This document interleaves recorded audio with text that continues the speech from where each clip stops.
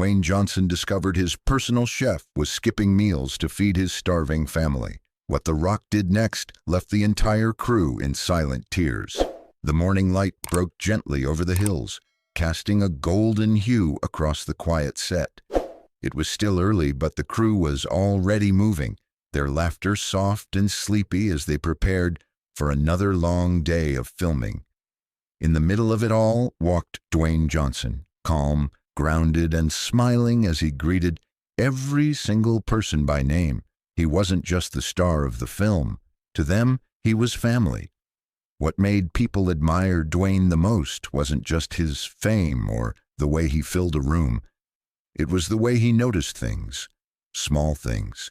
He could tell when someone was having a rough day without them saying a word.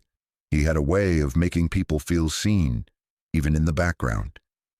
As he stepped into the kitchen trailer that morning, the smell of fresh herbs, roasted peppers, and sizzling eggs wrapped around him like a warm blanket. There was something about that space, small, busy, filled with the clatter of pans and the soft shuffle of shoes, that felt comforting. And at the heart of it was Marco. Marco wasn't just a chef. He was the quiet soul behind every meal Dwayne ate, the man who made sure every plate served wasn't just food, it was care. He never complained, never asked for anything, and always worked like someone who felt lucky just to be there. "Morning, big guy," Marco said with a soft smile, flipping an omelet with ease. "Morning, brother," Dwayne replied, his voice warm. "Smells like heaven in here." Marco grinned. "Omelet, protein toast, no butter. I got you." Everything was as it always was, almost. As Dwayne waited, something tugged at his attention. The trailer buzzed with movement, plates being lined up for the crew, breakfast ready for everyone. But Marco, who had been there since before sunrise, hadn't touched a single thing. No plate, no coffee, nothing. "You're not eating?" Dwayne asked casually. Marco wiped his hands on a towel and gave a quick smile. "I already ate earlier. You know me, can't cook on a full stomach." It was a small answer, believable, but something about the way he said it made Dwayne pause. There was a tiredness in his voice, something quiet and buried. Dwayne didn't press. He nodded, took his plate, and walked out into the sunlit set. But deep down, a seed had been planted. One of those silent, invisible moments that doesn't seem like much at first, until it changes everything. The days went on, and the set stayed busy. Scenes were filmed, scripts were rehearsed, and the usual rhythm of production kept everyone moving. But Dwayne couldn't shake that quiet moment in the kitchen trailer. He found himself watching Marco more closely now. Not in a suspicious way, but with quiet curiosity. And what he saw started to build a feeling in his chest that he couldn't ignore. Every morning, Marco showed up before the first crew member arrived. His apron already on, hands already working. He greeted everyone with a kind nod, served hot food with a calm smile, and disappeared into the background as if he didn't want to be seen beyond the food he made. But there was something else. He never once sat down to eat. Not a quick bite, not even a sip of coffee during breaks. At first, Dwayne thought maybe Marco just had different eating habits, but then he noticed something strange. During lunch, when the crew relaxed and shared jokes, over plates of pasta or grilled chicken, Marco would quietly leave the trailer. Sometimes he'd pretend to clean something that didn't need cleaning. Other times he'd step outside and sit alone on a bench, looking out at nothing. One afternoon, Dwayne casually asked a crew member, "Have you ever seen Marco eat with us?" The guy shrugged. "Now that you mention it, no, not really. I think he always skips meals." Dwayne tried brushing it off. Maybe Marco was just private, but the more he paid attention, the more the little things started adding up. The chef's sleeves were getting worn at the cuffs. His shoes, once neat and clean, looked scuffed and tired. And there were moments, just brief ones, when Marco looked like he was carrying the weight of something he wasn't ready to talk about. Dwayne had seen a lot in life. He knew when something wasn't right. And in Marco, he saw more than just a hard-working man. He saw someone hiding a storm behind a quiet smile. That night, as he sat in his trailer alone, Dwayne picked up his phone with a heavy feeling in his chest. He needed to find out what was really going on. Dwayne didn't like going behind anyone's back, but this time, something in his heart told him he had to. He wasn't looking for gossip, he was worried. There was a heaviness in Marco's silence that didn't sit right. So without making a fuss, he asked one of his trusted team members to quietly check in on Marco's situation, just to see if he was okay. A couple of days later, Dwayne got the answer, and it hit him harder than he expected. Marco was living in a cramped basement apartment nearly an hour away from the set. The building was old, barely maintained, and the rent was cheap. For a reason, he took the first bus in the morning and walked the rest of the way. His car had broken down months ago. But that wasn't the worst part. Dwayne learned that Marco was sending almost every dollar he earned back home, to another state where his wife and 2 daughters were living in a small rented room. His wife, Elena, had been diagnosed with a serious illness. Hospital bills were piling up. One of their daughters had asthma, and the other needed help with school. Marco worked every day with a quiet purpose, holding his family together from hundreds of miles away. He had been skipping meals to save money.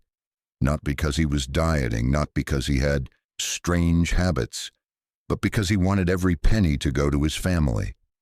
Dwayne sat still after hearing it all. The same man who made sure the crew had warm, perfect meals every day was going home to an empty fridge.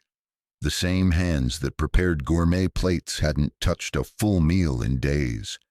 It wasn't just heartbreaking, it was humbling.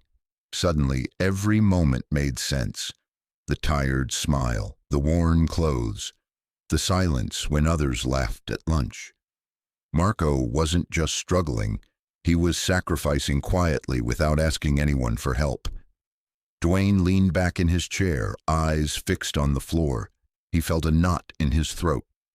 This wasn't just about food, it was about dignity, about a man doing everything he could to protect his family, even if it meant going hungry himself. And now Dwayne knew he had to do something, but not just anything. It had to be right. It had to be real. It was late evening when Dwayne asked his driver to take a different route. He had just wrapped a long day on set, but something inside him wouldn't let him rest. He had the address tucked away quietly in his phone. He didn't tell anyone where he was going. This wasn't for cameras, headlines, or public praise. This was personal. The neighborhood looked worn down. Cracked sidewalks, flickering streetlights, and old buildings with peeling paint lined the street. As the car pulled up in front of a narrow basement entrance, Dwayne sat for a moment just looking at the door. A simple metal gate, rusted at the corners, led down to a small space below street level. This was where Marco had been living. He stepped out of the car, hoodie pulled low, trying not to draw attention. As he knocked on the door, there was a pause, then the sound of footsteps. Marco opened it halfway, surprised and confused, his eyes widening the second he saw who it was. "Boss?" Marco said, his voice unsure. "Hey," Dwayne replied gently. "Can I come in?" Marco hesitated, embarrassed. It's not much." "I'm not here for the place, man. I'm here for you." Marco opened the door fully, and Dwayne stepped inside. The air was cool and still. The room was small, just enough space for a bed, a folding table, and a few shelves. The light buzzed faintly overhead.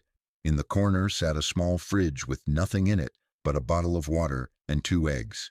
On the wall, a photo of Marco's family, his wife smiling weakly, his daughters clinging to her sides. Dwayne looked around quietly, not saying much. He wasn't judging. He was absorbing it all. The silence felt heavy. Marco cleared his throat. "I didn't want anyone to know. I'm not looking for pity." Dwayne shook his head. This isn't pity, brother. This is me realizing that while I've been out there doing my thing, you've been carrying the weight of a whole world behind closed doors." Marco lowered his eyes. His hands trembled slightly. "They need me. I couldn't leave them. But I couldn't be there either. This job, it's the only thing keeping us afloat." There was no dramatic music, no speech, just two men standing in a quiet room. One who had spent his life in the spotlight, and one who had worked quietly in the shadows. Dwayne stepped closer, placing a hand on Marco's shoulder. "You've taken care of me every single day without fail. Now it's my turn." Marco's lip quivered. He turned away, but not fast enough to hide the tears filling his eyes. Dwayne didn't push. He let the silence say what words couldn't. That night, as he left the apartment, Dwayne felt a weight in his chest, but also a fire in his heart. He knew what he had to do next. Not for the cameras, not for the headlines, just for Marco, because no one who gives that much should ever feel forgotten. The next morning, nothing seemed different on set. Marco was in the kitchen early, as always, preparing breakfast for the crew. His sleeves were rolled up, his apron tied tight, and his focus locked in as if nothing had happened the night before. But something had changed.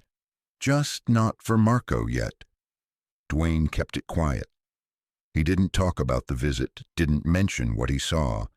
Instead, he got to work behind the scenes.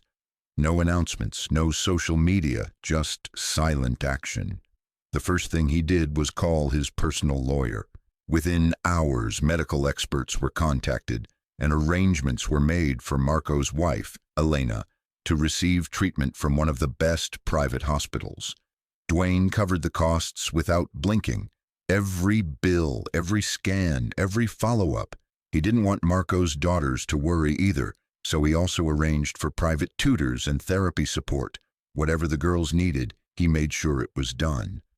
But the most meaningful part? Dwayne didn't tell Marco. He wanted it to feel like a miracle, not a favor. He also called his team and asked them to find a new apartment for Marco and his family, something warm, clean, and safe. Not flashy, not over the top. Just a home where they could finally breathe. It was in the same city where Marco worked, so they'd all be together again.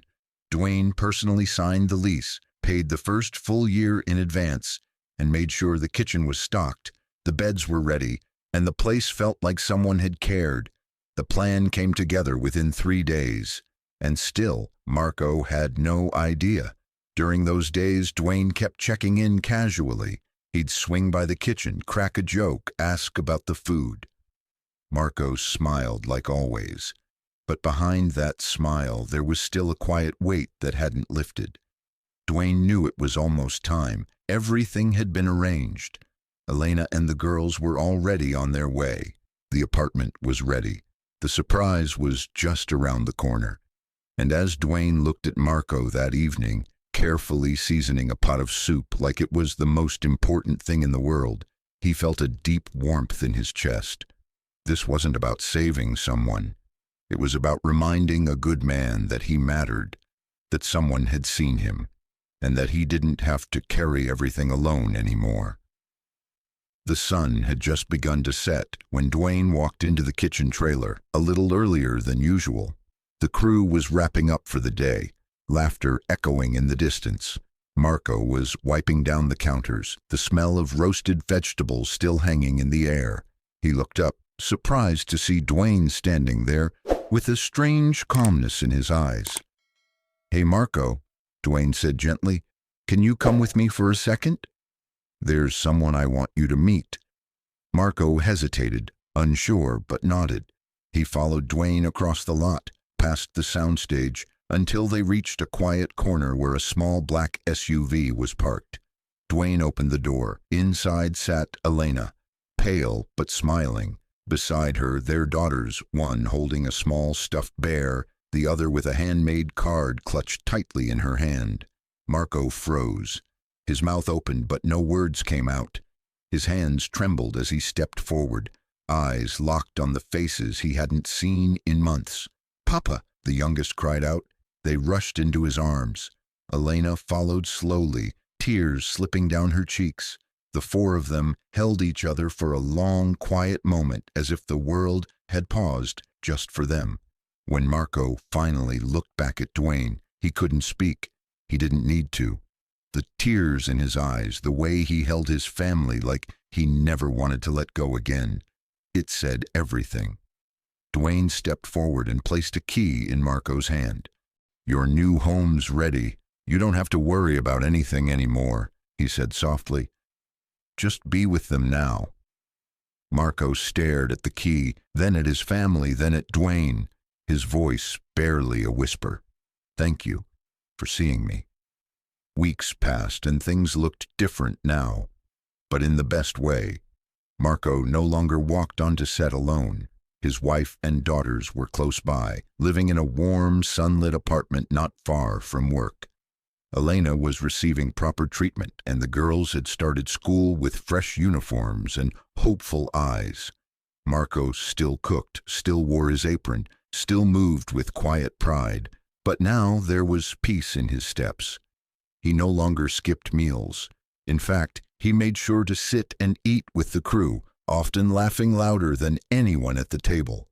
Dwayne never spoke about what he did. He didn't have to. Everyone saw the change, felt it. One morning, Marco looked at him across the set and smiled, not with tiredness, but with full-hearted gratitude. And in that moment, Dwayne knew he hadn't just helped feed a man. He had helped rebuild a life. And that meant everything. If this story touched your heart, don't forget to like the video and subscribe for more real-life stories that matter. And before you go, make sure to watch the videos appearing on your screen right now. You won't want to miss them.